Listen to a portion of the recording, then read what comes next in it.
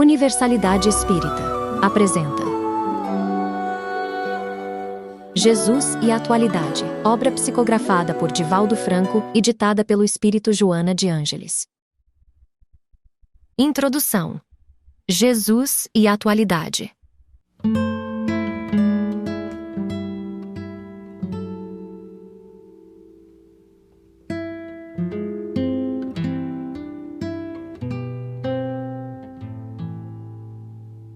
A atualidade do pensamento de Jesus surpreende os mais cépticos estudiosos da problemática humana, sempre complexa e desafiadora nestes dias.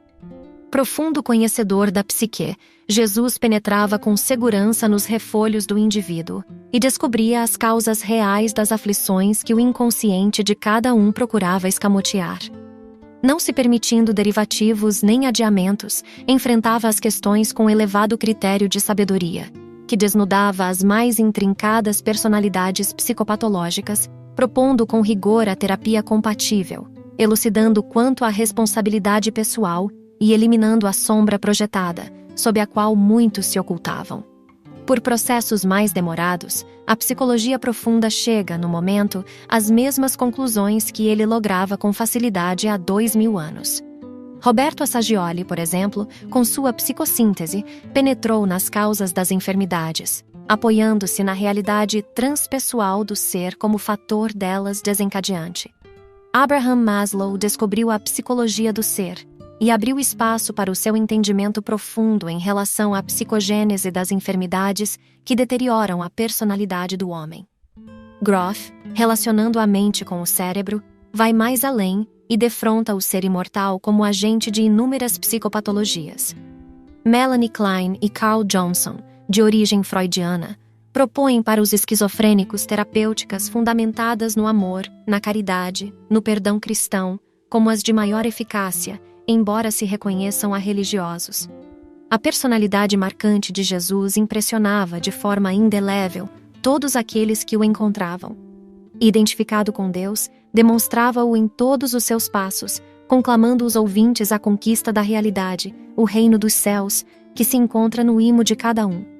A sua proposta de aferição de valores, os materiais com os espirituais, oferecia a excelente oportunidade para o despertamento mental a respeito da vida e a consequente experiência vivencial em clima de harmonia íntima, com uma identificação entre as possibilidades e as circunstâncias existenciais. Sem utilizar-se de expressões e conceitos interpolados, falava uma linguagem de simples apreensão pela massa ignorante e pelas mentes elitizadas que o buscavam. Extraordinário narrador de histórias, uma das artes mais difíceis na área do discurso, e poeta ímpar, em razão das imagens puras na sua riqueza de cores e de significado, os seus ensinamentos eternizaram-se, reconhecidos como dos mais belos jamais anotados pela gnose. O Sermão da Montanha, considerado a carta magna dos direitos humanos, é um desafio de não violência, próprio para esta época, assim como foi para aquela em que ele o enunciou. Os que o ouviram jamais se desimpregnaram da sua magia incomparável. Não somente, porém, Jesus é atual pelas terapias de amor e pelos ensinamentos que propõe ao homem contemporâneo, mas também pelo exemplo de felicidade e exteriorização de paz que irradiava. Enquanto as ambições desregradas conduzem as inteligências ao paroxismo e à alucinação da posse, da fama, da glória, das disputas cegas, ele ressurge na consciência moderna em plenitude, jovial e amigo, afortunado pela humanidade e a segurança íntima. A atualidade necessita urgentemente de Jesus descrucificado, companheiro e terapeuta em atendimento de emergência, a fim de evitar-lhe a queda no abismo. Pensando nesta inadiável questão, resolvemos apresentar neste pequeno livro 20 situações contemporâneas com ocorrências do cotidiano que aturdem a civilização, buscando respostas da conduta na terapia de Jesus, cujos resultados, obviamente, são a saúde, a paz e a felicidade, como experiências ainda não fruídas individual e coletivamente pelos homens. Certa de que o caro leitor encontrará nestas páginas respostas para algumas das suas inquietações, rogamos a ele que nos oriente e ampare no rumo que seguimos, ansiosos pela nossa realização total. Salvador, 20 de fevereiro de 1989. Joana de Ângeles.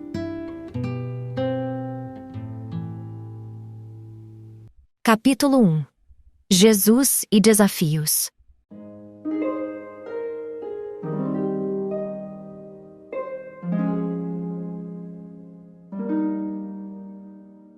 O processo de evolução constitui para o espírito um grande desafio. Acostumado às vibrações mais fortes no campo dos sentidos físicos, somente quando a dor o visita é que ele começa a aspirar por impressões mais elevadas, nas quais encontre lenitivo, anelando por conquistas mais importantes. Vivendo em luta constante contra os fatores constringentes do estágio em que se demora, vez por outra experimenta paz, que passa a querer em forma duradoura. No começo, são as dores com intervalos de bem-estar que o assinalam, até conseguir a tranquilidade com breves presenças do sofrimento, culminando com a plenitude sem aflição. De degrau em degrau, ascende, caindo para levantar-se, atraído pelo sublime tropismo do amor. Conseguir o estágio mais alto significa-lhe triunfar. Aturdido e inseguro, descobre uma conspiração quase geral contra o seu fatalismo.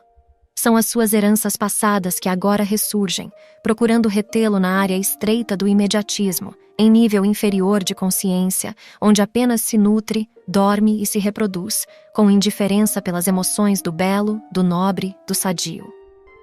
Anestesiado pelas necessidades vegetativas, busca apenas o gozo, que termina por causar-lhe saturação, passando a um estado de tédio que antecipa a necessidade premente de outros valores. Lentamente desperta para realidades que antes não o sensibilizavam e, de repente, passam a significar-lhe meta a conseguir, sentindo-se estimulado a abandonar a inoperância.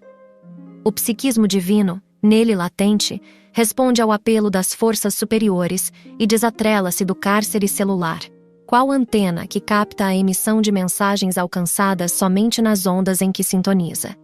O primeiro desafio, o de penetrar emoções novas, o atrai, impelindo-o a tentames cada vez mais complexos, portanto, mais audaciosos.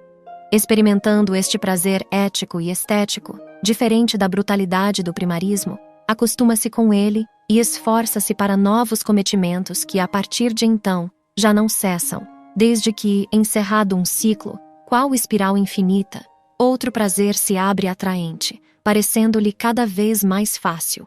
Tudo na vida são desafios às resistências. A lei de entropia degrada a energia que tende à consumpção, para manter o equilíbrio térmico de todas as coisas. O envelhecimento e a morte são fenômenos inevitáveis no cosmo biológico e no universo. Os batimentos cardíacos são desafios à resistência do músculo que os experimenta. Os peristálticos são teste constante para as fibras que os sofrem. A circulação do sangue é quesito essencial para a irrigação das células. A respiração constitui fator básico, sem o qual a vida perece. Tudo isso e muito mais na área dos automatismos fisiológicos a interferir nos de natureza psicológica. É natural que o mesmo suceda no campo moral do ser, que nunca retrocede e não deve estacionar sob pretexto algum. No progresso, a evolução é inevitável. A felicidade é o ponto final. Não cabe ao homem retroceder na luta, senão para reabastecer-se de forças e prosseguir nos embates. O crescimento de qualquer ideal é resultado dos estágios inferiores vencidos, das etapas superadas, dos desafios enfrentados. A sequoia culmina à altura e o volume máximos, célula a célula. O universo se renova e prossegue, molécula a molécula. Facilidade é perda de estímulo com prejuízo para a ação. Toda a vida do mestre foi um suceder incessante de desafios. Embates no seu meio social e familiar constituíram-lhe os primeiros impedimentos, que foram ultrapassados em razão da superior finalidade para a qual viera. Ele não aceitou carregar o fardo do mundo em caráter de redenção dos outros, mas ensinou cada um a conduzir o seu próprio compromisso em paz de consciência. Não assumiu as tarefas alheias, nem deixou de demonstrar como fazê-las. No entanto, altaneiro, sem presunção, tampouco sem submissão covarde. Os desafios da sociedade injusta e arbitrária chegaram-lhe provocadores, mediante situações, pessoas e circunstâncias. Apesar disso, sem deter-se, ele continuou íntegro, enfrentando-os sem ira ou medo. Passou aquele tempo. Todavia permanecem os resíduos doentios. Alterou-se a paisagem, não os valores, que prosseguem relativamente os mesmos, gerando obstáculos e insatisfações. Enfrenta os desafios da tua vida serenamente. Não aguardes comodidades que não mereces. Realiza a tua marcha, indômito, preservando os teus valores íntimos e aumentando-os na ação diária. Quem teme a escuridão, perde-se na noite. Sê tu aquele que acende a lâmpada e clareia as sombras. Desafiado, Jesus venceu. Segue-o e nunca te detenhas ante os desafios para o teu crescimento espiritual. Capítulo 2. Jesus e reencarnação.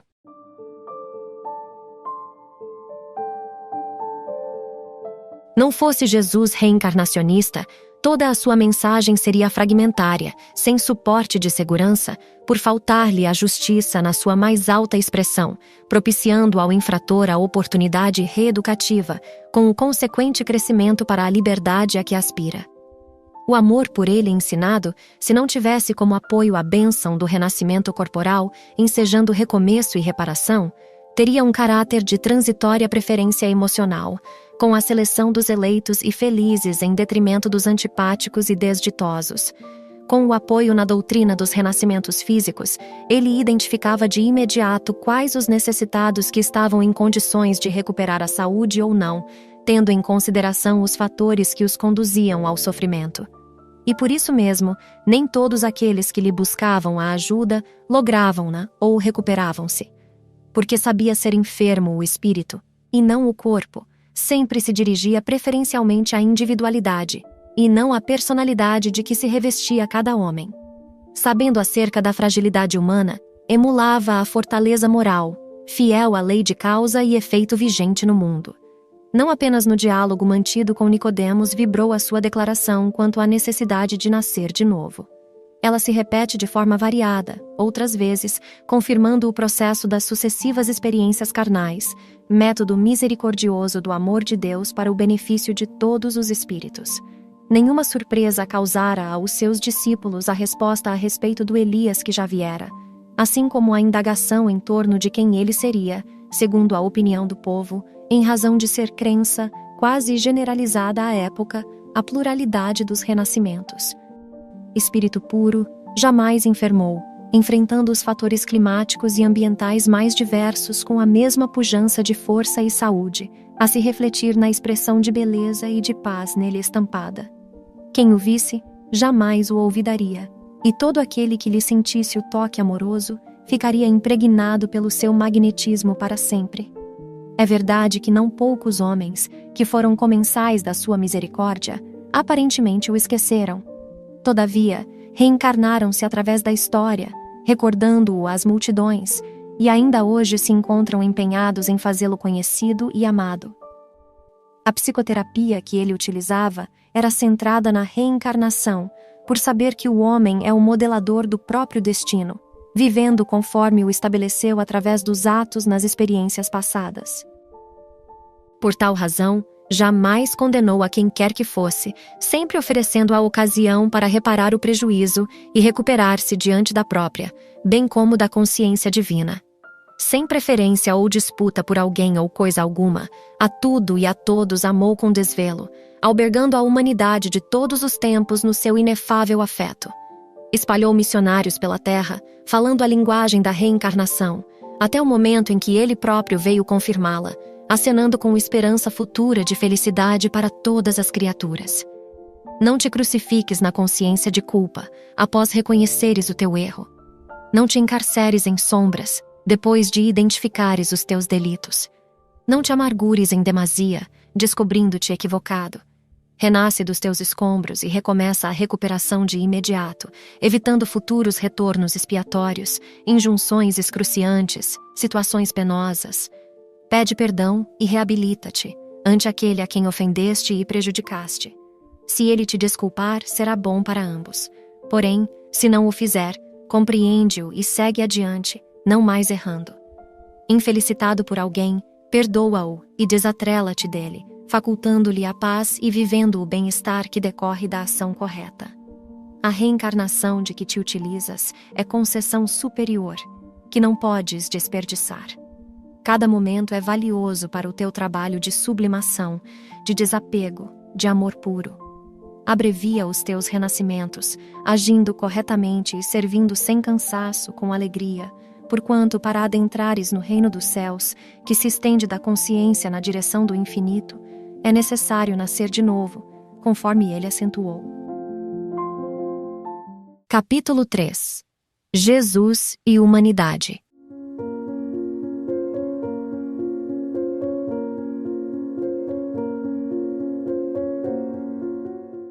Jesus homem é a lição de vida que aurimos no Evangelho como convite ao homem, que se deve deificar. Não havendo criado qualquer doutrina ou sistema, Jesus tornou a sua vida o modelo para que o homem se pudesse humanizar, adquirindo a expressão superior. No seu tempo, e ainda agora, o homem tem sido símbolo de violência, prepotência e presunção, dominador exterior, estorcegando-se, porém, na sua fragilidade, nos seus conflitos e perecibilidade. Após os seus exemplos surgiu um diferente homem, humilde, simples, submisso e forte na sua perenidade espiritual. Enquanto os grandes pensadores de todos os tempos estabeleceram métodos e sistemas de doutrinas, ele sustentou no amor os pilotis da ética humanizadora para a felicidade. Não se utilizou de sofismas, nem de silogismos, jamais aplicando comportamentos excêntricos ou fórmulas complexas, que exigissem altos níveis de inteligência ou de astúcia. Tudo aquilo a que se referiu é conhecido, embora as roupagens novas que o revestem. Utilizou-se de um insignificante grão de mostarda para lecionar sobre a fé. Recorreu a redes de pesca e a peixes, para deixar imperecíveis exemplos de trabalho. A semente caindo em diferentes tipos de solos, para demonstrar a diversidade de sentimentos humanos ante o pólen de luz da sua palavra.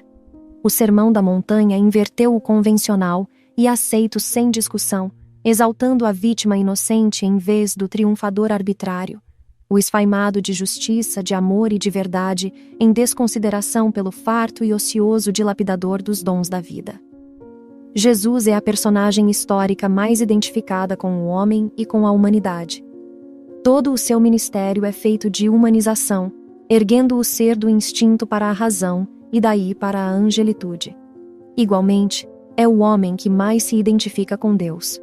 Nunca se lhe refere como se estivesse distante, ou fosse desconhecido ou temível. Apresenta-o em forma de amor, amável e conhecido, próximo das necessidades humanas, compassivo e amigo. Reformula o conceito mosaico e atualiza-o em termos de conquista possível, aproximando os homens dele pela razão simples de ele estar sempre próximo dos indivíduos que se recusam a doar-se-lhe em amor.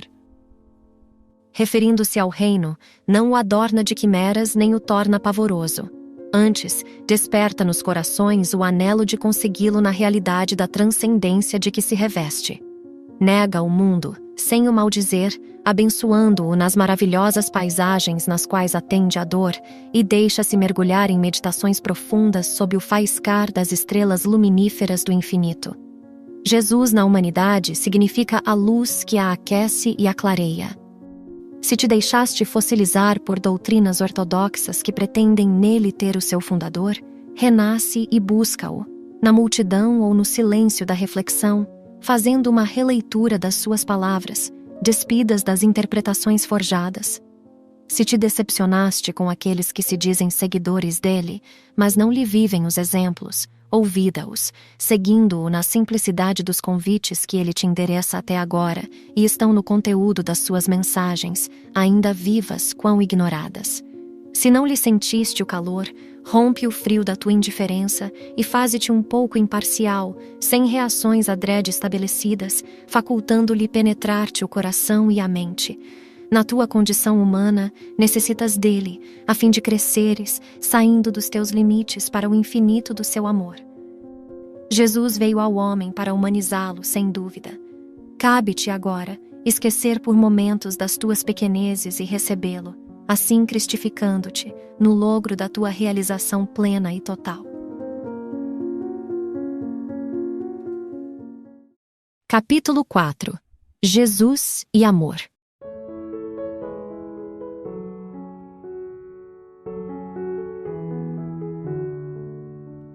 A A figura humana de Jesus confirma a sua procedência e realização como o ser mais perfeito e integral jamais encontrado na Terra. Toda a sua vida se desenvolveu num plano de integração profunda com a consciência divina, conservando a individualidade em um perfeito equilíbrio psicofísico.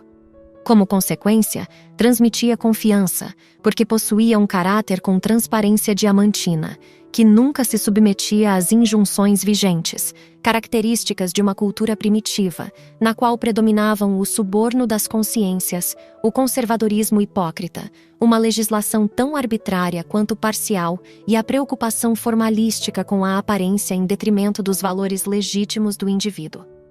Portador de uma lídima coragem, insurgia-se contra a injustiça onde e contra quem se apresentasse, nunca se omitindo, mesmo quando o consenso geral atribuía legalidade ao crime. Paciente e pacífico, mantinha-se em serenidade nas circunstâncias mais adversas, e jovial, nos momentos de alta emotividade, demonstrando a inteireza dos valores íntimos, em ritmo de harmonia constante. Numa sociedade agressiva e perversa, elegeu o amor como a solução para todos os questionamentos e o perdão irrestrito como terapêutica eficaz para todas as enfermidades.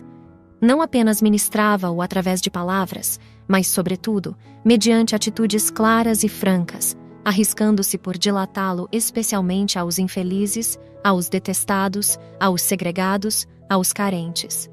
Em momento algum se submeteu às conveniências perniciosas de raça, ideologia, partido e religião, em detrimento do amor indistinto quanto amplo a todos que o cercavam ou o encontravam. Por amor, elegeu um samaritano desprezado, para dele fazer o símbolo da solidariedade. Com amor, liberou uma mulher equivocada, tirando-lhe o complexo de culpa.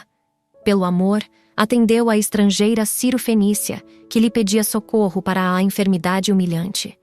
De amor estavam repletos seu coração e suas mãos para esparzi-lo com os espezinhados, fosse um cobrador de impostos, uma adúltera, o filho pródigo, a viúva necessitada ou a mãe enlutada. Sempre havia amor em sua trajetória, iluminando as vidas e amparando as necessidades dos corpos, das mentes, das almas. Compadecia-se de todos. No entanto, mantinha a energia que educa, edifica, disciplina e salva. Chorou sobre Jerusalém, invectivou a farsa farisaica, advertiu os distraídos, condenou a hipocrisia e deu a própria vida em holocausto de amor. Nunca se perdeu em sentimentalismos pueris ou agressividades rudes. O amor norteava-lhe os passos, as palavras e os pensamentos. Tornou-se e prossegue como sendo o símbolo do amor integral em favor da humanidade, a qual auspicia um sentimento humano profundo e libertador.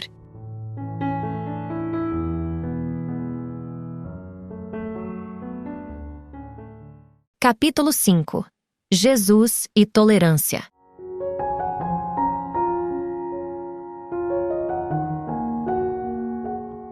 Em termos de psicologia profunda, a questão do julgamento das faltas alheias constitui um grave cometimento de desumanidade em relação àquele que erra. O problema do pecado pertence a quem o pratica, que se encontra, a partir daí, em curso em doloroso processo de autoflagelação, buscando, mesmo que inconscientemente, liberar-se da falta que lhe pesa como culpa na economia da consciência. A culpa é sombra perturbadora na personalidade, responsável por enfermidades soezes, causadoras de desgraças de vária ordem.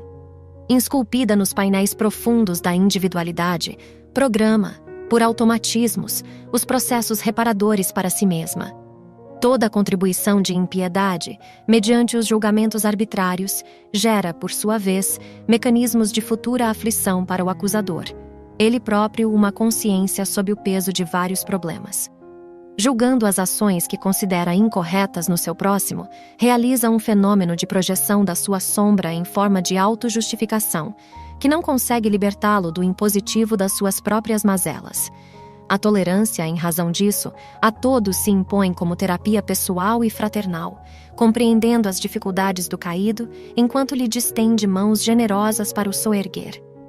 Na acusação, no julgamento dos erros alheios, deparamos com propósitos escusos e vingança-prazer em constatar a fraqueza dos outros indivíduos, que sempre merecem a misericórdia que todos esperamos encontrar quando em circunstâncias equivalentes.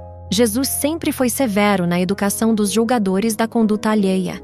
Certamente, há cortes e autoridades credenciadas para o ministério de saneamento moral da sociedade, encarregadas dos processos que envolvem os delituosos e os julgam, estabelecendo os instrumentos reeducativos, jamais punitivos, pois que se o fizessem, incidiriam em erros idênticos, se não mais graves. O julgamento pessoal, que ignora as causas geradoras dos problemas, demonstra o primitivismo moral do homem ainda lobo do seu irmão. O mestre estabeleceu a formosa imagem do homem que tem uma trave dificultando-lhe a visão, e, no entanto, vê o cisco no olho do seu próximo. A proposta é rigorosa, portadora de claridade iniludível, que não concede pauta a qualquer evasão de responsabilidade. Ele próprio, diante da multidão aflita, equivocada, perversa, insana, em vez de julgá-la, tomou-se de compaixão e ajudou-a. Naturalmente, não solucionou todos os problemas, nem atendeu a todos como eles o desejavam. Não obstante, compadecido, os amou, envolvendo-os em ternura e ensinando-lhes as técnicas de libertação para adquirirem a paz. Tem compaixão de quem cai. A consciência dele será o seu juiz. Ajuda aquele que tomba. Sua fraqueza já lhe constitui punição. Tolera o infrator. Ele é o teu futuro, caso não disponhas de forças para prosseguir bem. A tolerância que utilizares para com os infelizes se transformará na medida emocional de compaixão que receberás, quando chegar a tua vez, já que ninguém é inexpugnável nem perfeito. Capítulo 6. Jesus e honra. A estrutura psíquica de Jesus é o modelo da perfeita identificação com a tarefa que ele veio exercer. Ele pôde penetrar nas leis fundamentais da vida que conduzem os homens, estabelecendo em palavras e atos os roteiros seguros para o equilíbrio fisiopsíquico de todos. Projetando a verdade, não esmagava com a sua natural superioridade, não absorvendo cada individualidade, que permanecia mais independente. Aqueles que se lhe afeiçoavam encontravam a paz e, por esta razão, optavam livremente por segui-lo. Ele sabia despertar as potencialidades jacentes em cada um, canalizando-as para as operações saudáveis, mediante cujo esforço se fruíam júbilos e plenitude. As parábolas que lhe guardam as instruções vivas continuam adequadas para os problemas rodiernos, possuindo sentido harmônico e orientação capazes de serem aplicadas sem qualquer conflito de época, lugar e pessoa. O homem moderno prossegue, de certo modo, com as mesmas aspirações e necessidades dos seus antepassados, ressalvadas algumas conquistas logradas através dos tempos. Desse modo, ainda permanece com carências e inseguranças que lhe perturbam as estruturas emocionais. Para conseguir a liberdade interior e a emancipação, necessita da luz do conhecimento e da coragem para entregar-se com decisão à honra dos objetivos que persegue. Saber o que pretende da vida e como consegui-lo, eis o processo parto de amadurecimento pessoal, rompendo com as suas próprias raízes os atavismos que lhe procedem do passado espiritual. Para este esforço, a honra se lhe torna o inigualável guia interior, impulsionando-o para frente nos passos que deve dar, sem mais deter-se. Na ruptura dos laços familiares constringentes, Jesus, sem deixar de atender aos compromissos morais e sociais com o clã a que pertencia, demonstrou a grandeza da coragem que a honra pessoal lhe facultava. Buscado pela família, que lhe ignorava o ministério, duvidando da sua missão, e assim tentando interrompê-la, quando ele punha os alicerces da boa nova nos corações, foi advertido por alguém que lhe disse: tua mãe e teus irmãos aí se encontram e chamam por ti. Chegara-lhe o momento da indeclinável quão honrosa decisão, facultando-lhe interrogar com tranquilidade: quem é meu pai, minha mãe, quem são meus irmãos, senão aqueles que fazem a vontade de Deus? A estupefação geral não o perturbou, e ele prosseguiu como se nada houvesse acontecido. Honra é a coragem de eleger o melhor. A dubiedade na decisão entre os que o desejavam reter e aqueles que lhe necessitavam da presença e das lições seria a lamentável falência dos objetivos que buscava. Não há aí desrespeito aos familiares. Estes sim, presunçosos e amedrontados, sem o consultarem, desrespeitavam-lhe a opção de homem independente que viera para um apostolado que jamais negara qual seria o término: a humilhação, a cruz, a morte. A sua honra levava-o ao prosseguimento, mesmo lutando contra todos os fatores hostis.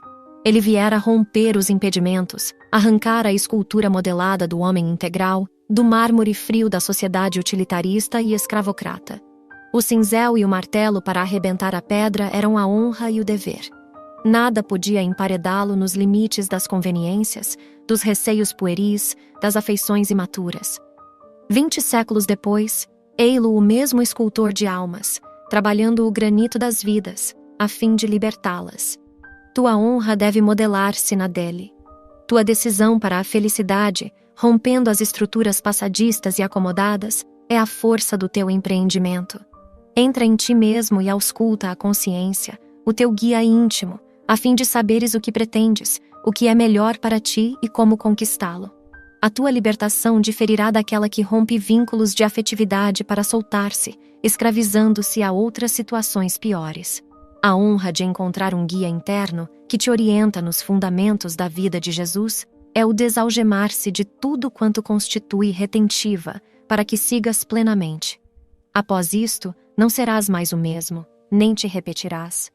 A consciência do dever se manifestará a ti na honra de seguir em padrões de respeito a todos e a tudo, porém, de liberdade total sob a liderança de Jesus. Capítulo 7. Jesus e Justiça.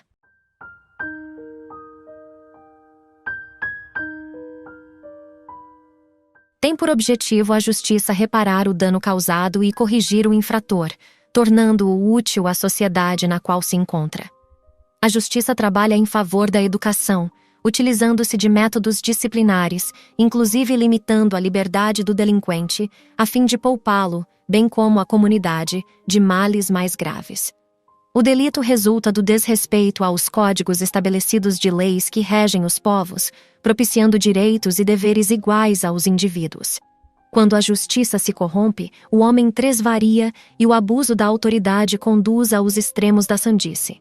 Em uma sociedade justa, todos desfrutam de oportunidades iguais de progresso, em face de uma idêntica distribuição de rendas.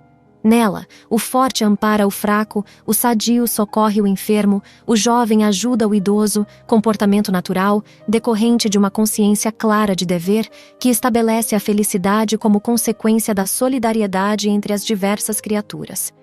À medida que o homem desenvolve os sentimentos e a inteligência se aprimora, as suas leis são mais brandas e a sua justiça mais equânime. Nos povos primitivos, a lei do mais forte prevalecia, substituída mais tarde pela condição absurda da hereditariedade, até alcançar os elevados princípios sociodemocráticos, nos quais a responsabilidade pessoal tem prioridade na ação livre dos seus membros. É longo, porém, ainda, o caminho a percorrer, para que seja alcançado o respeito do homem pela vida, pelo próximo, pela natureza, pela justiça sem arbitrariedade, sem punição. Jesus fez-se paladino da justiça equânime. Sua atitude para com as pessoas era sempre a mesma, de benevolência, com o objetivo da educação. A Nicodemos, que era doutor da alta câmara do Sinédrio, concedeu uma entrevista, nada diferente daquela que facultou a Zaqueu, o cobrador de impostos, ou a convivência com Lázaro e suas irmãs, em Betânia, ou ao ladrão, na cruz, que lhe buscara apoio. Reconhecendo que os homens se diferenciam pelas suas conquistas intelectuais e morais, e que a hierarquia na qual se encontram é de aquisição pessoal e sem jactância ou privilégios, a todos proporcionava as mesmas condições e oportunidades, jamais se excedendo com qualquer um deles. A adúltera ou a vendedora de ilusões, ou aos sacerdotes que o interrogaram, ou aos saduceus hábeis, ou aos fariseus hipócritas, sempre concedeu o mesmo tratamento. Quando invectivou os que tentavam envolvê-lo em ciladas sofistas, comprometedoras, usou de energia sem esquecer da compaixão, por sabê-los enfermos da alma, da qual procedem todos os fenômenos do comportamento. Num período de arbitrariedades, foi magnânimo. De abuso do poder, falou sobre a renúncia à arrogância e fez-se humilde. De exploração, ensinou a generosidade e viveu-a. Propôs que a nossa não fosse a justiça dos fariseus, que moralmente doentes esfalfavam os fracos, exploravam as viúvas e as crianças, aproveitando-se da situação. E quando Pilatos, que iria lavar as mãos culpadas pela pusilanimidade do caráter, lhe disse que tinha poder e autoridade sobre ele, redarguiu-lhe que estes lhe haviam sido concedidos, desde que, por sua vez, ele também se encontrava sob uma condução maior. Porque o verdadeiro poder e a excelente justiça vêm de Deus. Emaranhado nos próprios erros e tropeçando nas malhas da incompleta justiça humana, reeduca-te. Vítima das circunstâncias infelizes que te pesam, confia em Deus e aguarda.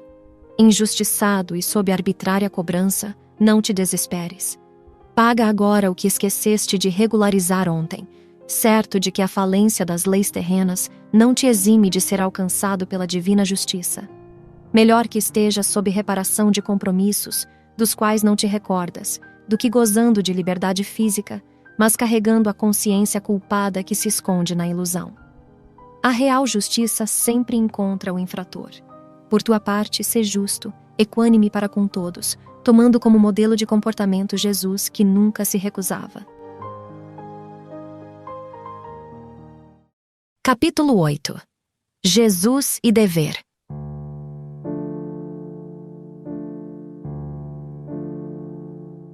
Por certo, de maneira inconsciente, incontáveis indivíduos se creem merecedores de tudo. Supõem que até o sol brilha porque eles existem, a fim de facultar-lhes claridade, calor e vida.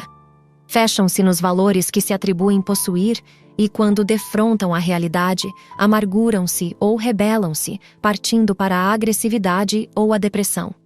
Não assumem responsabilidades, nem cumprem com os deveres que lhes cabem. Às vezes comprometem-se, para logo abandonarem a empresa acusando os outros, sentindo-se injustiçados. São exigentes com a conduta alheia e benevolentes com os próprios erros. Sempre estremunhados, tornam-se pesado fardo na economia social, criando situações desagradáveis.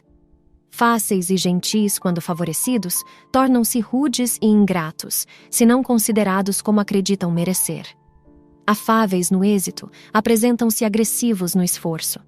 Olvidam-se de que a vida é um desafio à coragem, ao valor moral e que todos temos deveres impostergáveis para com ela, para com nós mesmos e para com os nossos irmãos terrestres.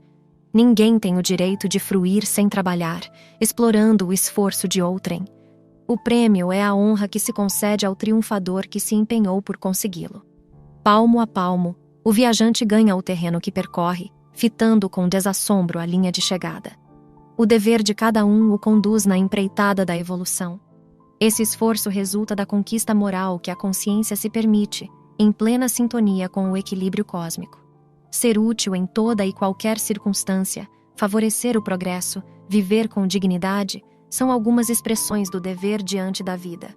Em inolvidável parábola, Jesus delineou o comportamento do homem que se esforça e merece respeito, demonstrando-lhe a fragilidade e, ao mesmo tempo, o desejo de renovação.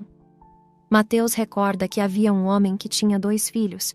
Falou ao primeiro: "Filho, vai hoje trabalhar na vinha." Ao que ele respondeu: "Sim, senhor." Porém, refletindo mais tarde, resolveu não ir. Ao segundo filho fez a mesma proposta e ele disse: "Não quero." Todavia, arrependido foi. Qual dos 2 atendeu à vontade do pai? Pergunta o mestre. E os interrogantes responderam a Jesus: "O segundo." Nota da autora espiritual. Mateus, capítulo 21, versículo 28 e seguintes. Fim da nota. Defrontamos nessa experiência a ação e a promessa, o fato e a intenção. A ação deve predominar porque é resultante do dever. Para ela não se tornam necessárias palavras melífluas ou confortadoras, mas sim a decisão para realizá-la corretamente. Jesus sempre propõe o dever, a ação, bem entender, a fim de melhor atuar. Ele não induz ninguém à alienação da realidade objetiva do mundo. Ele estabelece uma escala de valores que devem ser respeitados, merecendo primazia os mais relevantes, que se tornam a pauta de conquistas do homem de bem, que cumpre com o seu dever.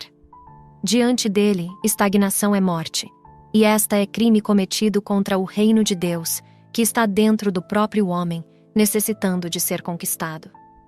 Todas as parábolas que ele nos ofereceu estão plenas de ação, sem impositivos externos, antes como resultado de espontânea lucidez da consciência desperta. Nunca prometas realizar o que não pretendes fazer. Jamais permaneças inoperante em um lugar já conquistado. Identifica as possibilidades aí vigentes e segue adiante. O dever que te impõe renúncia e sacrifício também te alça à harmonia, liberando-te dos conflitos e das dúvidas. Não cesses de crescer interiormente. A insatisfação com o que já lograste sem rebeldia será a tua motivação para conquistas mais expressivas. És servidor do mundo. Jesus, que se originara nas estrelas, afirmou ser o servo de todos, e assim se fez, para que tivéssemos vida, e esta em abundância.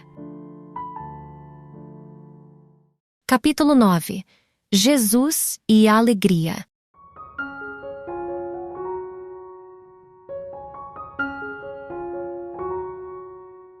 Essa tristeza que te domina, amargurando as tuas horas, é grave enfermidade que deves combater a partir de agora. Nenhuma complacência para com ela, nem justificativa enganosa para aceitá-la. Os argumentos de infelicidade quanto de insatisfação não passam de sofismas e mecanismos de evasão da realidade. Problemas todos os têm, com um imenso universo de apresentação. A falta deles geraria, por enquanto, desmotivação para a luta, para o progresso. Essa nostalgia deprimente que te aliena e consome é a adversária cruel, a que te entregas livremente sem reação, ampliando-lhe o campo de domínio, à medida que lhe cedes espaço.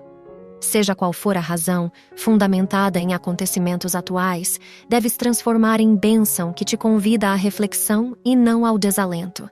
A tristeza é morbo prejudicial ao organismo, peste que consome a vida. Tudo em tua volta é um hino de louvor, de alegria, de gratidão a Deus. Observa o bem.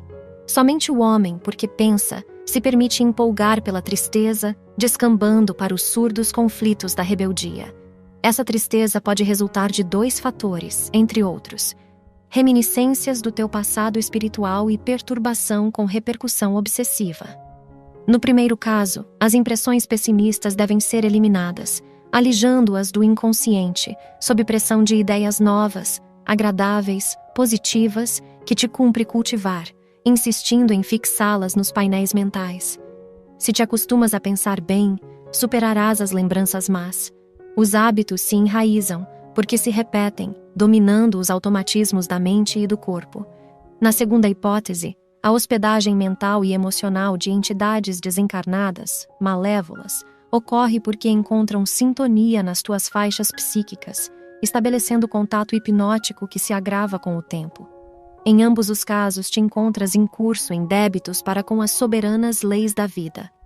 Não te reencarnaste, porém, apenas para pagar. Antes, sim, para ressarcir com amor, liberando-te dos compromissos negativos mediante as ações relevantes. És candidato às cumeadas da montanha, e não um condenado às galés nas sombras do remorso inútil ou no charco das lágrimas perdidas. Se permaneces na situação infeliz, tornas-te vítima de ti mesmo. Todavia, se te resolves por sair do caos, transformas-te em teu próprio psicoterapeuta. Jesus, apenas uma vez, deixou-se vestir de tristeza, de amargura. No Getsemane, quando só ele velava, e os amigos ali próximos dormiam, embora aquela fosse a hora decisiva, o pré-final. E o permitiu por piedade para com os companheiros invigilantes, que não se davam conta da gravidade do momento. Sempre ele cultivou a alegria da esperança, a bênção da saúde, a dádiva da paz. O seu foi o ministério do júbilo, da transformação do homem e do mundo velhos em uma criatura e sociedade inteiramente novas. Renascimento é vitória sobre a morte. É alegria que procede da libertação. Rasga, portanto, essa mortalha de sombras sob a qual ocultas todas as tuas possibilidades de triunfo, e sai a semear fraternidade na grande vinha que te aguarda. Realiza um atual encontro contigo mesmo e examina-te melhor, sem deplorares a situação em que te encontras, e vai na direção do êxito. Isto é fundamental, não como um pagamento, porém como um dever que te falta cumprir, a fim de te recuperares. Deus te concede esse direito e tens que corresponder-lhe, usando-o em teu benefício. Provavelmente sofres pressões, que são uma falta de humanidade, mas tua é a submissão a essa força constritora que aceitas. Se em verdade queres sair da tristeza, podes. Em caso contrário, és responsável por ela, assim te comprazendo, o que é séria enfermidade. Alegrai-vos, propôs Jesus, é chegado até vós o reino de Deus. Este reino está dentro de nós, esperando ser descoberto e habitado. Aguarda-te, desafiador. Chegou até onde estás. Dá o teu passo em sua direção, penetra-o, deixa-te por ele preencher e alegra-te para sempre, como herói que concluirá a luta. Capítulo 10. Jesus e coragem.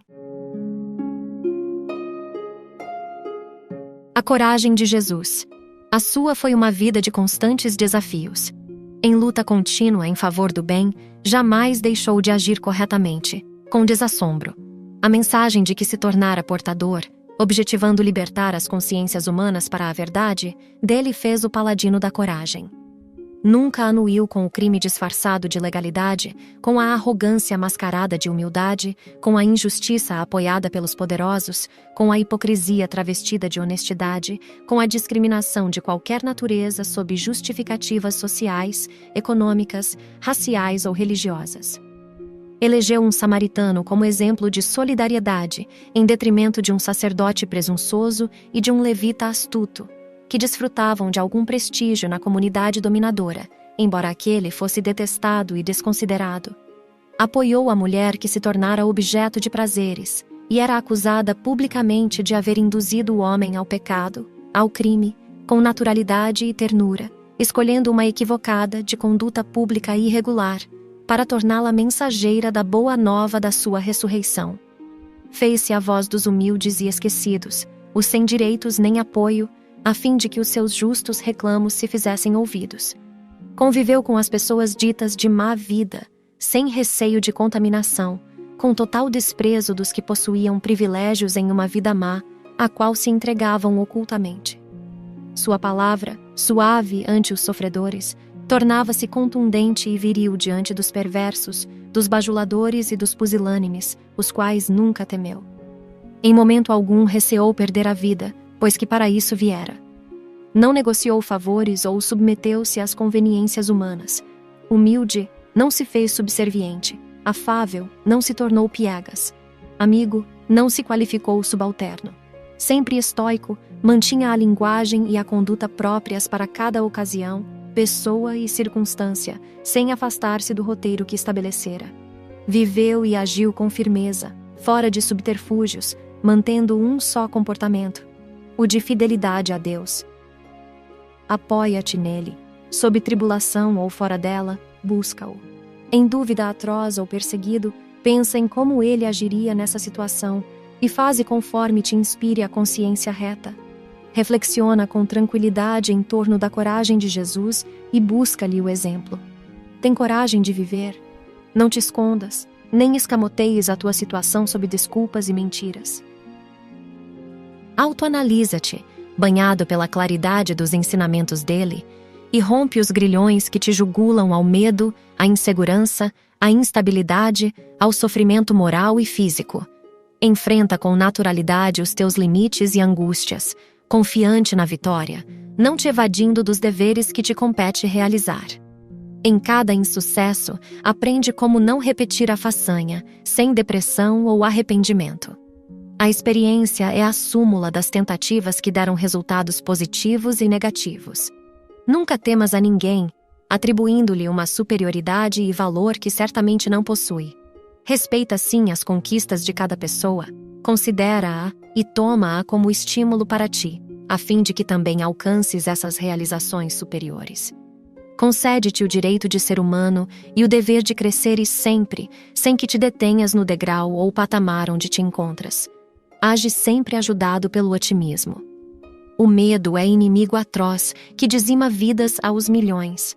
A coragem nasce nos valores morais do homem que elege a conduta correta para uma vida feliz. A coragem de viver deve ser treinada continuamente, vencendo as pequenas barreiras da timidez, dos receios de fracassos, dos complexos de inferioridade, das doenças reais ou imaginárias, fortalecendo o ânimo em cada triunfo e reconsiderando a ação em cada insucesso. Coragem é conquista que difere muito da temeridade. O homem de coragem espera, confia e age no momento próprio, enquanto que o temerário faz-se precipitado, impiedoso e irresponsável. Toma como exemplo para a tua vida a coragem de Jesus e segue tranquilo. Capítulo 11. Jesus e decisão.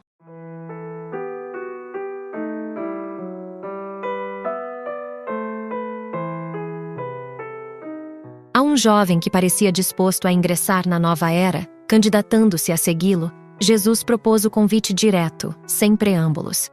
Apesar do interesse que se refletia na face ansiosa, o moço, receoso, esquivou-se sob a justificativa de que iria antes sepultar o genitor que havia morrido.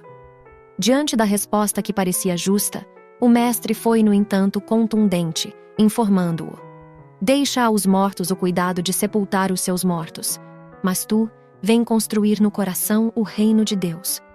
Pode causar estranheza a atitude e proposta de Jesus a um filho que pretendia cumprir com o seu dever imediato, no caso, enterrar o pai desencarnado. É provável que esse fosse o seu intento real, adiando o engajamento na tarefa da vida eterna. Todavia, é possível que o moço ocultasse alguma outra intenção. O desejo de estar presente ao velório e à inumação do cadáver talvez significasse a preocupação de ser visto como um filho cuidadoso e fiel, merecedor da herança que lhe cabia. Alguma disposição testamentária, provavelmente, exigia-lhe o cumprimento desse dever final, sob pena de perder o legado. Então, a sua presença não significaria um ato de amor, mas um ato de interesse subalterno. Os bens materiais, não obstante possuam utilidade, favorecendo o conforto, o progresso, a paz entre os homens quando bem distribuídos, são às vezes, de outra forma, algemas cruéis que aprisionam as criaturas, e que, transitando de mãos, são coisas mortas, que não merecem preferência ante as verdades eternas. Igualmente se pode pressupor que o rapaz, ainda cioso da sua juventude, não estivesse disposto a renunciá-la, encontrando na justificativa uma forma nobre para evadir-se do compromisso. Os gozos materiais são cadeias muito vigorosas que jugulam os homens às paixões primitivas, que deveriam superar a benefício próprio, mas que quase sempre os levam à decomposição moral, à morte dos ideais libertadores. Quiçá a preocupação a respeito da nova responsabilidade causasse no candidato um receio injustificado, levando-o à escusa com o argumento apresentado. O medo de assumir compromissos graves impede o desenvolvimento intelecto-moral do indivíduo, mantendo-o estacionado na rotina despreocupada e monótona do seu dia a dia. O convite de Jesus faz-se acompanhar de um programa intenso, iniciando-se na renovação íntima para melhor e prosseguindo na ação construtiva do bem em toda parte. O medo é fator dissolvente da individualidade humana, responsável por graves desastres e crimes que poderiam ser evitados. É força atuante que conduz à morte das realizações dignificantes e das próprias criaturas. Por fim, suponhamos que o sentimento filial prevalecesse na resposta, e ele estivesse preocupado com o pai desencarnado. Ainda assim, qualquer pessoa poderia sepultá-lo, mas ninguém, exceto ele mesmo, poderia encarregar-se da sua iluminação. Jesus era a sua oportunidade única. Jesus penetrou-o e sabia o motivo real da sua recusa. Porém, deixou-o livre para decidir-se. Ele foi sepultar o progenitor e não voltou. Perdeu a oportunidade. Muitos ainda agem assim. Observa o que elegeste para a tua atual existência. Seguir a vida e vivê-la, ou acumular tesouros mortos para sepultá-los no ouvido. Desnuda-te interiormente e contempla-te. Que possuis de real, que a morte não te arrebatará, e o que seguirá contigo? Usa de severidade neste exame de consciência e toma o lugar do jovem convidado. Que responderias a Jesus nesse momento? Queixas-te dos problemas que te aturdem e os relacionas. ignorando ou tentando desconhecer que estás na terra para aprender, resgatar, reeducar-te. Olha ao redor e compreenderás o quanto é urgente que te decidas pelo melhor e duradouro para ti, como ser imortal que és. Postergando a decisão, quando então a tomares, provavelmente as circunstâncias já não serão as mesmas e a tua situação estará diferente, talvez complicada. O momento é este. Deixa-te permear pela presença dele e, feliz, segue-o. Com tal atitude, os teus problemas mudarão de aparência, perderão o significado afligente, contribuirão para a tua felicidade. Renascerás dos escombros e voarás no rumo da grande luz, superando a noite que te aturde. Capítulo 12. Jesus e responsabilidade. Há no homem latente um forte mecanismo que o leva a fugir da responsabilidade, transferindo o seu insucesso para outrem, na condição de indivíduo social ou para os fatores circunstanciais da sorte, do nascimento e até de Deus. Quando tal não se dá, na área das suas projeções comportamentais, apega-se ao complexo de culpa, mergulhando nas depressões em que oculta a infantilidade, pouco importando a idade orgânica em que transita. A responsabilidade resulta da consciência, que discerne e compreende a razão da existência humana, sua finalidade e suas metas, trabalhando por assumir o papel que lhe está destinado pela vida. Graças a isso, não se omite, não se precipita, estabelecendo um programa de ação tranquila, dentro do quadro de deveres que caracterizam o progresso individual e coletivo, visando a conquista da plenitude. O homem responsável sabe o que fazer, quando e como realizá-lo. Não se torna parasita social, nem se hospeda no triunfo alheio, tampouco se oculta no desculpismo ridículo. A sua lucidez torna o elemento precioso no grupo social onde se movimenta. Talvez não lhe note a presença, em face da segurança natural que proporciona. Todavia, a sua falta sempre se faz percebida por motivos óbvios. A responsabilidade do homem leva-o aos extremos do sacrifício, da abnegação, da renúncia, inclusive do bem-estar e até mesmo da sua vida. Como pastor de almas, Jesus fez-se-nos responsável, elucidando-nos a respeito dos deveres, das necessidades reais, dos legítimos objetivos da nossa vida. Em contrapartida, doou-se-nos até o holocausto, não fosse a sua vida ao nosso lado, em si mesma, um grande e estoico sacrifício de amor. Não obstante, conclamava a todos que o buscavam para o dever da responsabilidade, que os capacita para as realizações relevantes. Por conhecer a alma humana em sua realidade plena, identificava nela as nascentes de todos os males, como também a fonte generosa de todas as bênçãos. Porque o homem ainda prefere a manutenção das próprias mazelas, nelas se comprazendo, anestesia-se no infortúnio em que permanece com certo agrado, embora demonstre desconforto e infelicidade. Desse modo, sempre que acolhia aqueles que o buscavam, conhecendo-lhes as causas dos pesares, após atendê-los, propunha-lhes com veemência que não retornassem aos erros, a fim de que lhes não acontecesse nada pior. A responsabilidade liberta o indivíduo de si mesmo, alçando-o aos planos superiores da vida. Enquanto ele se movimenta cultivando o morbo das paixões selvagens, desajusta os implementos emocionais, tornando-se vítima de si mesmo, facultando que se lhe instalem as doenças degenerativas e causticantes. A renovação moral propicia a canalização das energias saudáveis de forma favorável, preservando o ser para os cometimentos elevados a que se destina. A humanidade sobrevive graças aos seus homens responsáveis, que trabalham continuamente em prol do bom, do belo, do ideal.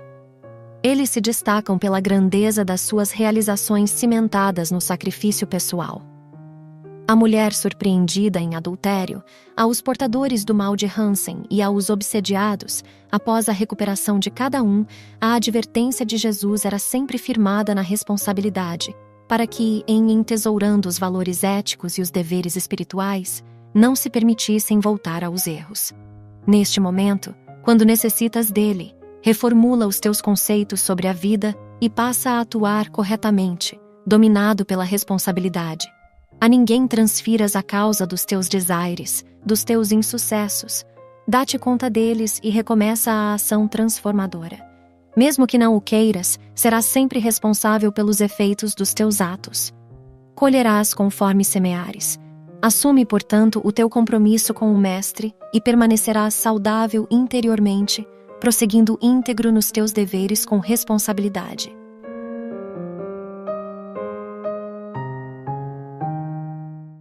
Capítulo 13. Jesus e Revolução. Jesus sempre agiu na condição de psicólogo profundo. Não importava o revestimento, a aparência com que se lhe apresentavam as pessoas, ou estas se referiam às suas doenças, aos seus sentimentos. Quando verbaliza o que lhe vai ao íntimo, o homem invariavelmente escamoteia, no envoltório das palavras, o que desejaria dizer. Há mesmo, de forma inconsciente, um terrível pavor para alguém desnudar-se perante si próprio e não menor diante de outrem. Por sua vez, são poucas as pessoas que sabem escutar, ver, compreender. O sorriso de simpatia de um momento transforma-se em esgar noutro instante e a gentileza transmuda-se em agressividade. Além disso, o ouvinte capta a projeção do narrador, adaptando a informação à própria problemática. O entendimento de que é capaz ao seu campo de conflitos. Jesus, por ser o homem integral, límpido na sua transparência efetiva, penetrava os arcanos mais profundos do indivíduo, desconhecidos para si mesmo, que se debatia na superfície dos efeitos sem lograr remontar as suas causas. Seus diálogos eram rápidos e diretos. Não se utilizava de circunlóquios, nem de evasões. Quando recorria a parábolas ou apresentava contra-interrogações aos fariseus e hipócritas, usava de uma técnica sem paralelo, mediante a qual o farsante se descobria nas suas próprias palavras.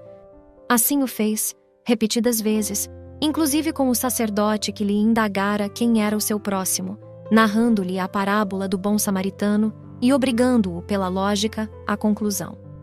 Igualmente, aplicou o método com aqueles que lhe inquiriram se era lícito pagar-se o imposto, pedindo-lhes uma moeda e indagando-lhes de quem era a efígie nela esculpida.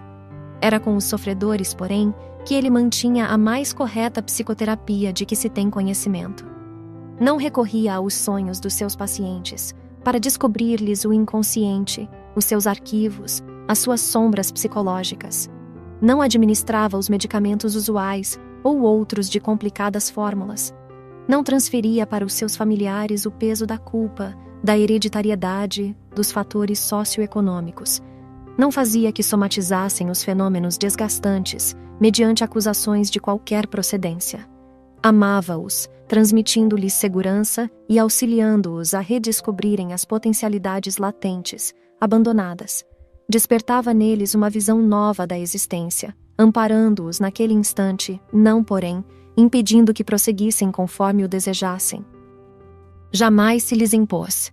Era buscado por todos, sem os procurar, porque o êxito de qualquer empreendimento depende do seu realizador. Os fatores circunstanciais são-lhe o campo, o espaço onde agirá.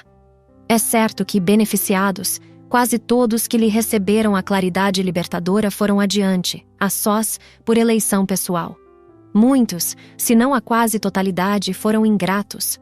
Outros tantos recaíram nas redes em que se amolentaram na indolência. Diversos o acusaram, inconscientes e inadvertidos.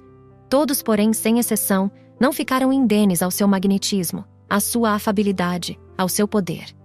Revolucionário por excelência, estabelecia a luta de dentro para fora, a morte do homem velho e o nascimento do homem novo. Oferecia a contribuição do primeiro passo. Os demais pertenciam ao candidato que os deveria dar. A obra era geral, a ação de cada um que lhe cabia realizar. Seguindo à frente, aplainava a estrada. Os inimigos estavam no foro íntimo dos combatentes. Ele sabia também que o esforço era árduo, e só a perseverança, o tempo e o trabalho levariam à vitória. Assim, não se irritava e nunca se impacientava. Se desejas realmente a cura dos teus males, deixa-te auscultar por esse sublime psicoterapeuta. Segue-lhe as instruções. Revoluciona-te rompendo com o comodismo, a autoflagelação, a autopiedade, o passado sombrio. Renasce de dentro de ti. Se queres o triunfo real, sai a campo e luta. Abre-te ao amor e ama sem esperar resposta. Não estás sozinho na batalha. Ao teu lado, outros combatentes aguardam apoio, qual ocorre contigo. Descobre-os e une-te a eles, sabendo, porém, que a tua será a revolução com Jesus e não contra o mundo, a humanidade ou a vida.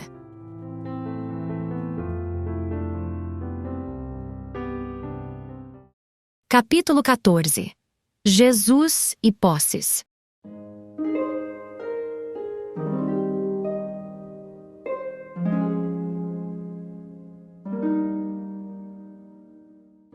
O apego aos bens materiais torna-se uma jaula que aprisiona o possuidor distraído, que passa a pertencer àquilo que supõe possuir. Causa aflição, pelo medo de perder o que acumula, pela ânsia de aumentar o volume dos recursos, pela circunstância de ter que deixá-los ante a iminência da morte sempre presente na vida. Desvaria, porque intoxica de orgulho e prepotência a criatura, que se crê merecedora de privilégios e excepcionais deferências, que a não impedem de enfermar-se, neurotizar-se, padecer de solidão e morrer como todas as demais. Enrijece os sentimentos, que perdem a tônica da solidariedade, da compaixão e da caridade, olvidando-se dos outros para pensar apenas em si. Faz pressupor que nasceu para ser servido, abandonando o espírito de serviço que dignifica e favorece o progresso. O possuidor que não se interessa por repartir os valores, oferecendo dignas oportunidades de trabalho, é escravo que mais se envilece, quanto mais se prende às posses. Rico é todo aquele que doa, assim espalhando os recursos, que se multiplicam em diversas mãos em benefício geral. O rico verdadeiro é investidor consciente, que não paralisa o crescimento da sociedade, antes amplia sua área de realizações. Sabe que é mordomo transitório e não dono permanente, devendo prestar contas oportunamente dos valores que lhe foram confiados. Verdadeiramente, o homem nada possui, nem a si mesmo ou a sua vida, tornando-se usuário de tudo quanto lhe chega e passa. A descoberta de tal realidade harmoniza-o interiormente e com tudo quanto é temporário, em trânsito para o que é de sabor eterno, que é a sua espiritualização. No século desfruta, mas não retém. Na vida permanece, mas não abusa. O encontro de Jesus com o jovem rico que se dispôs a segui-lo reveste-se de extraordinário conteúdo contemporâneo. Apesar de cumpridor das exigências formais da sociedade e da religião, não tinha consciência do significado da integração da sua existência no ideal fecundo da vida eterna. Queria o reino, desfrutando os favores do mundo em forma dos bens que lhe facilitavam a caminhada faustosa. Anelava por seguir o amigo e fruir da sua companhia, sem contribuir com nada. Ter mais, sem despojar-se de algo, era o seu intento. O mestre, que o conhecia em profundidade, estabeleceu como requisito fundamental que ele vendesse tudo quanto possuía, desse-o aos pobres e o seguisse. A vida é feita de intercâmbios, de trocas e permutas. Se dá a quem tem e se tira de quem não tem, daquele que é avaro e nunca reparte o excesso que para ele não é nada, no entanto, para os demais, é tudo. O moço era rico e gozador, mas não era feliz, pois que lhe faltava algo: a solidariedade que pacifica as ansiedades do coração. Talvez ele se pudesse libertar dos bens materiais. Todavia não estava acostumado aos limites da escassez, ao equilíbrio da falta, a uma posição menos vistosa, destituída do brilho enganoso da fatuidade e da bajulação.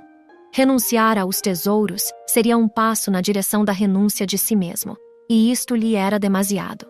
Favorecido pela abundância, receou a carência.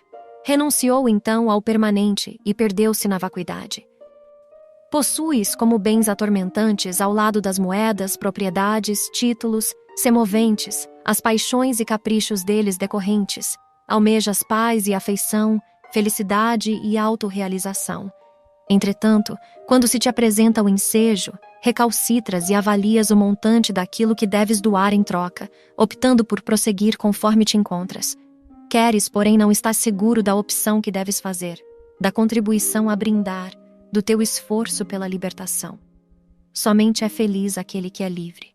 Só existe felicidade em quem se encontrou com a verdade, absorveu-a e tomou-a como norma de conduta.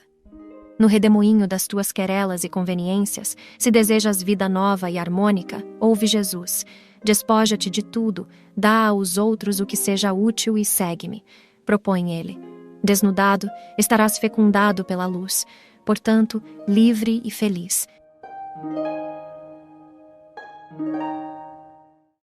Capítulo 15. Jesus e tormentos.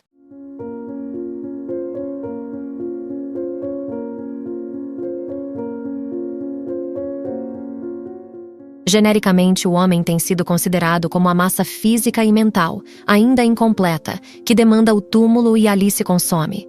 As religiões reportam-se à alma com um destino adrede fixado para o futuro, repousando na ociosidade ou padecendo na punição intérmina.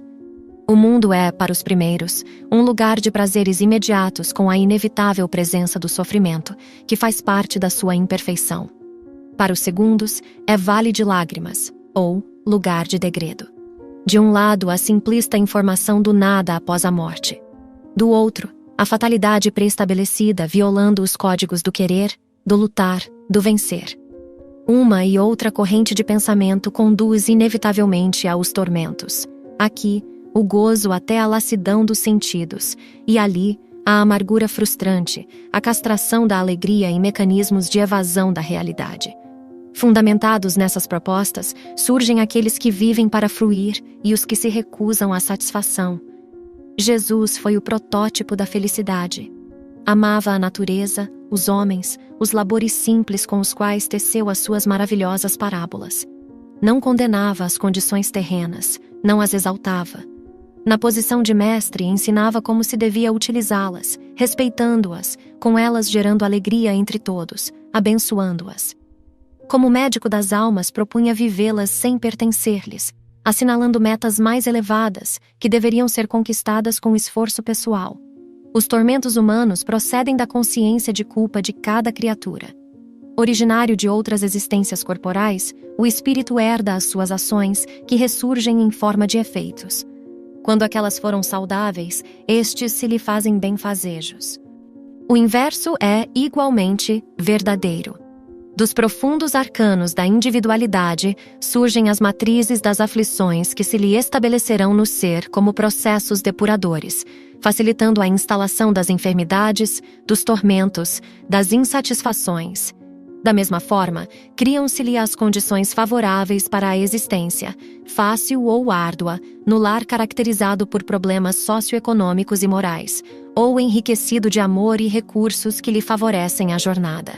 No ser profundo e mortal, encontram-se as raízes dos fenômenos que agora lhe repontam sobre o solo da organização carnal.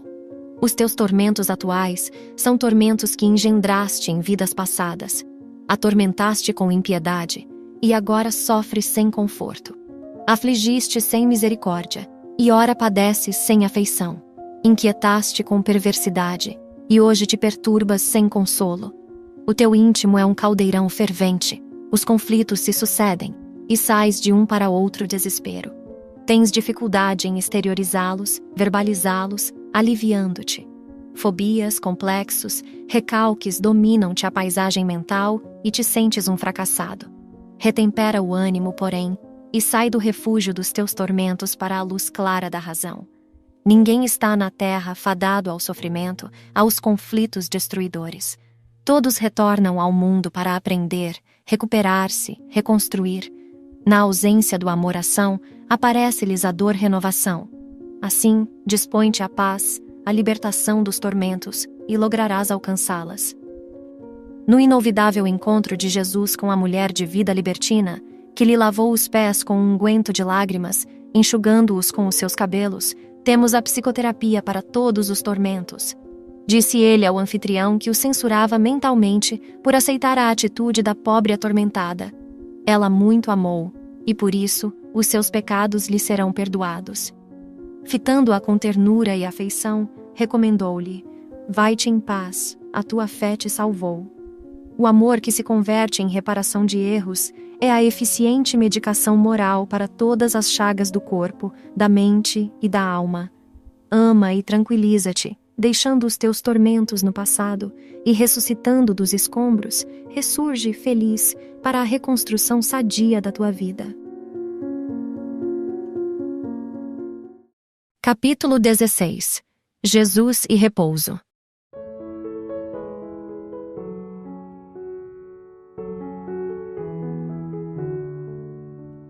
Há no homem sempre presente um imenso desejo de repousar, espairecer, sair do trabalho, refazer energias. Programas de férias se sucedem em todas as quadras do ano, com excursões, esportes, divertimentos. Quem reside nos campos deseja viajar às cidades. Quem trabalha nas montanhas busca as praias. Quem vive nos trópicos anela pelo frio, e as recíprocas são verdadeiras. A febre das viagens toma conta das criaturas. Aquele que não as realiza sente-se diminuído, marginalizado, sem status social. Por extensão, todos desejam realizar o seu plano alternativo de espairecimento e descanso. Um grande número se entrega a trabalhos esfalfantes durante o ano para economizar e realizar o seu sonho nas férias. Labora até a exaustão, assume compromissos para pagar depois, a expensas de juros escorchantes no resgate penoso, a fim de gozar hoje. Comenta-se sobre as facilidades para viajar, as vantagens, e tudo são apenas palavras. Trata-se de um modismo. Com raras exceções, as viagens são penosas e as excursões exaustivas. Pouco repouso e muito incômodo. As alegrias e entusiasmos do começo emurchecem à medida que passam os dias, substituídos pelo sono irregular, pelas indisposições, pelas horas intérminas de espera em hotéis abarrotados, com serviços deficientes e outros percalços. A propaganda bem apresentada fala da excelência de tudo, que a realidade demonstra não ser verdade. Na ocasião do retorno, quando não acontecem problemas muito comuns em tais ocasiões, recompõem-se as aparências a fim de impressionar aqueles que ficaram, e os comentários exagerados afloram aos lábios sorridentes dos felizardos, que agora partem para a faina de regularizar ou recuperar os gastos, cansando-se muito mais. Toda mudança de atividade faculta renovação de energias e dá novas motivações. Um bom balanço de labores define quais as opções de que se dispõe como alternativas para o bem-estar. O homem necessita, sem dúvida, de férias, de repouso, de espairecimento, que lhe proporcionam alegrias e refazimento para prosseguir trabalhando. Expedientes excitantes, planos extravagantes, movimentação contínua e horários pré-estabelecidos constituem esforços desnecessários, com desperdício de energias. A preocupação com trajes, a aparência, o tormento das compras de novidades e lembranças exaurem o sistema nervoso que se desgoverna, gerando irritação e mau humor. Jesus comentou que o Pai trabalha até hoje e ele também trabalha. O trabalho é lei da vida, tanto quanto o é o repouso. Este, porém, não é paralisação, ociosidade, nem corrida da busca de coisa nenhuma. Como repouso, entenda-se tranquilidade interior, recuperação de forças, conquista de otimismo, estar de bem com a vida. Proporcionar-se relaxação, leitura agradável, esporte sadio, convivência com pessoas experientes, joviais, alegres, sem ruídos, viajar em calma para tomar contato com outros lugares, costumes, indivíduos, sem pressa, constituem método eficaz para um bem utilizado repouso. Igualmente, meditar no próprio lar, orar, buscando sintonia com as nascentes do pensamento superior, confraternizar com os sofredores, confortando-os e ajudando-os, acerenar-se, escutando melodias de profundo conteúdo emocional, são recursos valiosos e técnicas de repouso que podem ser aplicados em qualquer lugar, nas horas possíveis. Basta entrar no quarto, fechar a porta e conversar com Deus, conforme ensinou Jesus ao referir-se à técnica da oração. O quarto é o mundo íntimo, e a porta é o acesso ao exterior. Nesse lugar silencioso, ouvirás Deus. No teu programa de saúde física e mental, inclui o repouso como necessidade prioritária. Cuida, porém, do que farás como recurso repousante. Aproveita a ocasião para descobrir este, conhecer este melhor e identificar o que, em verdade, te é indispensável, selecionando com rigor aquilo de que necessitas para uma vida saudável, abandonando ou dando menos valor aos demais. Repouso, sim, com ação edificante. Capítulo 17. Jesus e insegurança.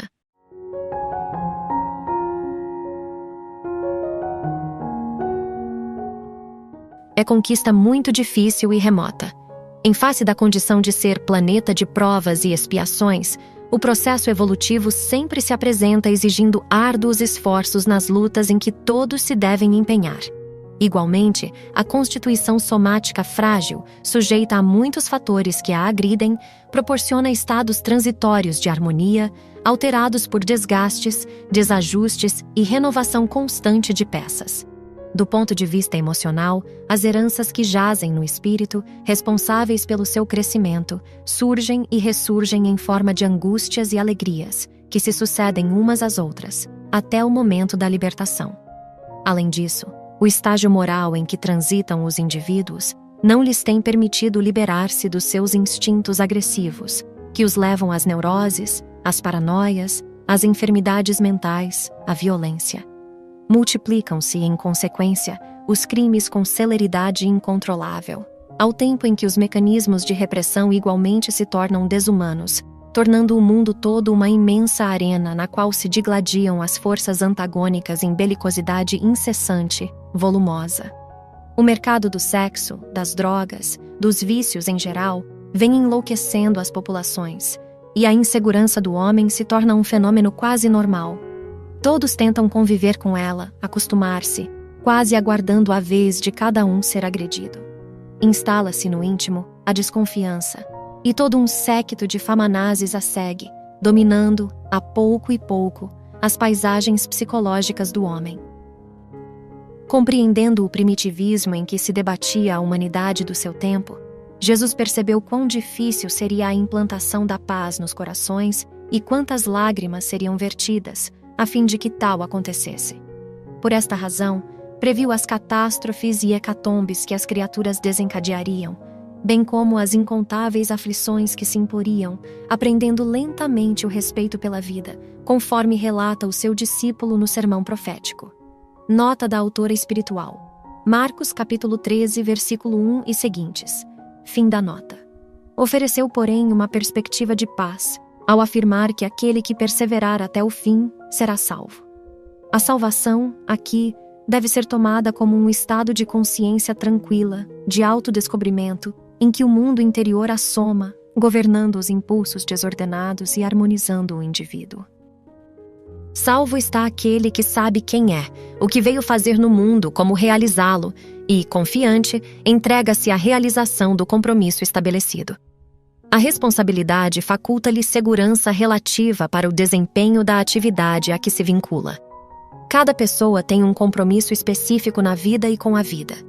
Jesus nolo demonstrou, e o seu foi de construção do reino de Deus na terra. Não se deteve e nunca postergou essa realização. Da mesma forma, a segurança pessoal e coletiva resulta do grau de comprometimento do indivíduo, bem como do grupo social. Ele atestou a segurança que o caracterizava em todos os momentos, por estar comprometido sem restrições. Propunha: credes em Deus? Crede também em mim. Ide e pregai. Tomai sobre vós o meu fardo e aprendei comigo, que sou manso e humilde de coração. Inúmeras vezes o seu comprometimento com a verdade desvelava-lhe a segurança que o sustentava na ação. Sem demonstrar agressividade ou teimosia, a sua certeza era tranquila, a sua determinação imbatível. A segurança do mestre acalmava aqueles que se lhe apoiavam, que confiavam nele. Sempre tranquilo, irradiava essa segurança, que mimetizava quantos se lhe entregavam, até mesmo diante do martírio que enfrentavam com desassombro. Jesus ensina como deve o homem lograr a sua evolução psíquica, que deve ser desenvolvida simultaneamente com a orgânica, o que demanda tempo, e por isso não apresenta receita salvacionista ou simplista de ocasião. Antes, propõe o amadurecimento pelo esforço constante, mediante avanços e recuos para fixar o aprendizado e prosseguir até a meta final. Saber aguardar, esforçando-se, é uma lei que lhe faculta a vitória. Desejando segurança na vida, busca Jesus e a Ele confia os teus planos. Faze a parte que te diz respeito e não desfaleças na conquista dos objetivos que parecem distantes. Retempera o ânimo e persevera.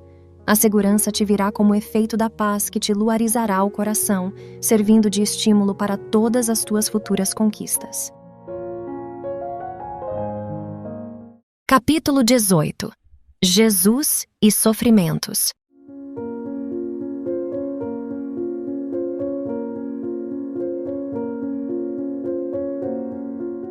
Quando procurado pelos portadores de enfermidades, Jesus sempre os inquiria se realmente desejavam a saúde ou criam que ele os poderia curar. Era de fundamental importância para o restabelecimento do enfermo a sua segurança íntima sobre esses dois requisitos: querer e crer. Complementando-se um no outro, tornam-se essenciais para o restabelecimento físico e psíquico do candidato à cura. O querer em profundidade, sem reservas, altera completamente o quadro psicofísico do indivíduo, que se transfere do estado inarmônico em que se encontra para o de equilíbrio, auxiliando o organismo na restauração dos seus equipamentos danificados. A doença não é mais do que um sintoma do desarranjo do espírito, em realidade dela o portador. O ato de querer libera-o dos elementos perniciosos, geradores dos distúrbios que se apresentam na emoção, na mente e no corpo. Querer é decidir-se, abandonando a acomodação parasitária ou o medo de assumir responsabilidades novas perante a vida, desse modo arrebentando as cadeias da revolta persistente, da autocompaixão, das sombras nas quais o indivíduo se oculta. Quem quer, investe, e ao fazê-lo, age de forma a colher os resultados almejados. O crer é uma decisão grave, de maturidade emocional e humana. A crença vive inata no homem, aguardando os estímulos que a façam desabrochar-se, enriquecendo de forças a vida.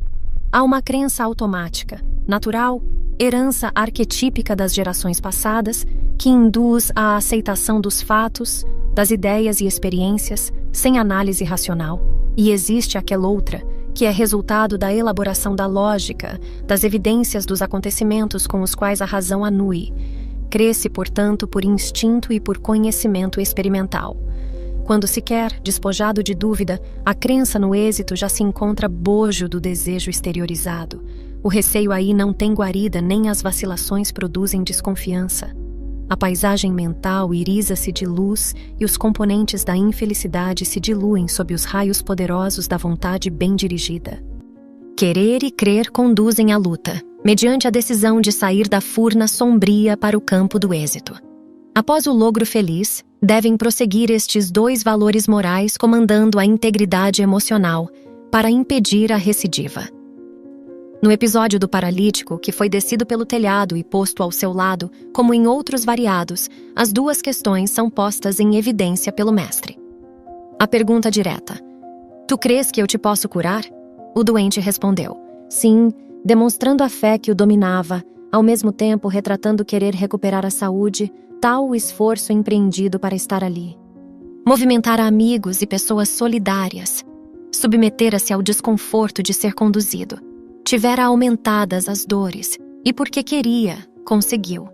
Sensibilizado por tal esforço, Jesus o libertou da doença, de que ele, sem revolta, desejava despojar-se. Nas tuas dificuldades e dores, abandona a complacência para com elas e toma a segura decisão de querer ser feliz e crer que o conseguirás. Nada te impede o tentame. Basta que estabeleças, no íntimo, o desejo forte de libertação. Sacudido pela dúvida, rechaça-a. Perturbado pelo pessimismo, contempla os triunfadores que lutaram antes de ti. Não lhes foi diverso o esforço para a vitória. Sucede que iniciaram o labor sem que o soubesses, e agora vês somente o seu resultado.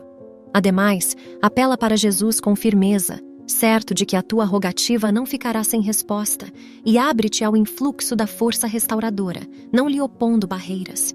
Se queres a paz e a saúde, e crês na sua imediata conquista, não adieis o teu momento de consegui-las, pois este é agora.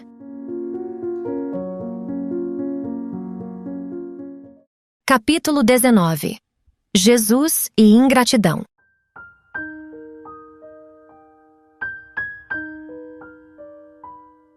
Os sentimentos de amor, justiça, caridade e gratidão são inerentes à natureza humana, herdeira natural do bom, do nobre, do belo. Todavia, porque ainda se demora em crescimento de valores, mais vinculada atavicamente aos instintos primitivos, não se manifestam essas qualidades, que devem ser cultivadas com esforço, até que se expressem por automatismos defluentes da sua elevação interior.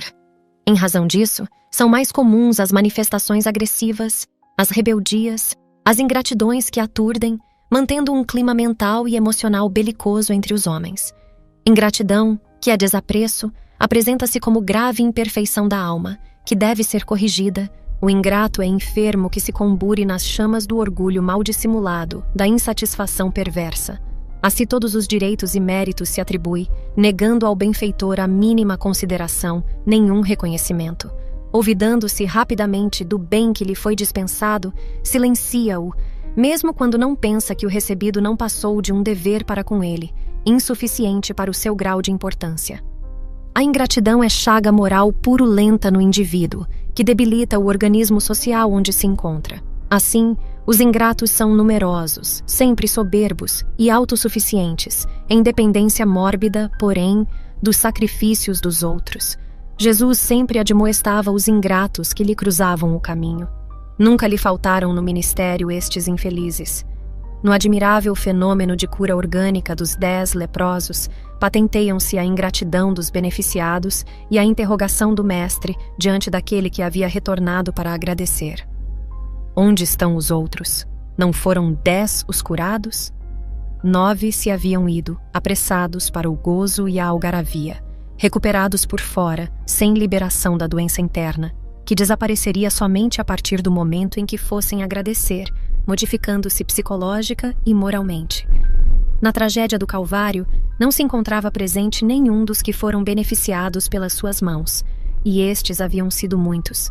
Ele iluminara olhos apagados, abrira ouvidos moucos, ofertara som aos lábios silenciosos, dera equilíbrio a mentes tresvariadas, movimentos a membros mortos, vida a catalépticos, recuperação orgânica a portadores de males inumeráveis, e, no entanto, ficou esquecido por todos eles. Não obstante o bem que receberam, fugindo do reconhecimento, os ingratos viram-se diante de si mesmos, das consciências molestadas pelos remorsos, tornando a enfermar e morrendo, pois que deste fenômeno biológico ninguém escapa. O mestre conhecia as debilidades morais do homem e sempre se preocupava em alcançá-las, a fim de que as pretendidas curas alcançassem as matrizes das doenças, onde as mesmas se originam, erradicando-as, de modo que não voltassem a produzir miasmas e males perturbadores. A sua era uma constante proposta de renovação de metas, de atitudes, de pensamentos. Sendo o exemplo máximo, pedia que o vissem, isto é, que lhe tomassem a conduta de desapego das paixões cáusticas e cuidassem de uma só coisa necessária, que é o reino de Deus embutido no coração. Na busca do mais importante, o seu encontro elimina o secundário, que deixa de ter valor, para ceder lugar ao essencial, que é o necessário. Os homens, porém, na superficialidade dos seus interesses, anelam apenas pelo imediato, que lhes satisfaz num momento, deixando-os ansiosos outra vez. Por imaturidade espiritual, ceifam a árvore de onde retiram os frutos de hoje, acreditando com ingenuidade que não terão fome amanhã. E quando esta se apresenta novamente, não têm onde recolher o alimento. Assim agem os ingratos. Toldam a água da fonte que os dessedentou, queimam o trigal que lhes deu o pão, cortam a planta frutífera que os alimentou, afastam o amigo generoso que os socorreu. Em contrapartida, vivem a sós, amesquinhados em si mesmos por conhecerem o íntimo. Desconfiados, neurotizam-se. Arbitrários, são desamados. Soberbos, passam ignorados. Não te preocupes com os ingratos dos teus caminhos de amor. Prossegue, ofertando luz, sem te inquietares com a teimosia da treva. Onde acendas uma lâmpada, a claridade aí derramará dádivas. Os teus beneficiários que te abandonaram, esqueceram ou se voltaram contra ti, aprenderão com a vida e compreenderão mais tarde o que fizeram. Recordarão das tuas atitudes e buscarão passar adiante o que de ti receberam. Não é, portanto, importante o tratamento que te deem em retribuição, mas sim o que prossigas fazendo por eles. Capítulo 20. Jesus e inimigos.